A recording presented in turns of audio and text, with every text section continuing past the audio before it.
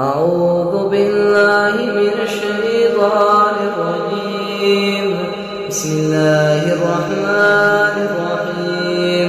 سبحان الذي أسرى بعبده ليلا من المسجد الحرام إلى المسجد الأقصى الذي باركنا حوله لنريه من آياتنا إنه هو السميع البصير. آتينا موسى الكتاب وجعلناه هدى لبني إسرائيل ألا تتخذوا من دوني وكيلا ذرية من حملنا مع نوح إنه كان عبدا شكورا. وقضينا إلى بني إسرائيل في الكتاب لتفسدن في الأرض مرتين ولتعلن علوا كبيرا.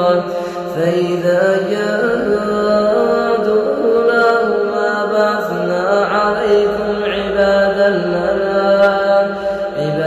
لنا أولي بأس شديد فجاسوا خلال الديار وكان وعدا مفعولا.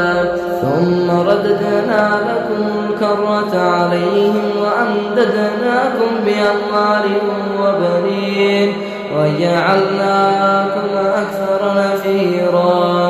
إن أحسنتم أحسنتم لأنفسكم وإن أسأتم فلها. فإذا جاءت الآخرة ليسوءوا وجوهكم وليدخلوا المسجد كما دخلوه أول مرة وليتبروا ما علوا تتبيرا. صدق الله.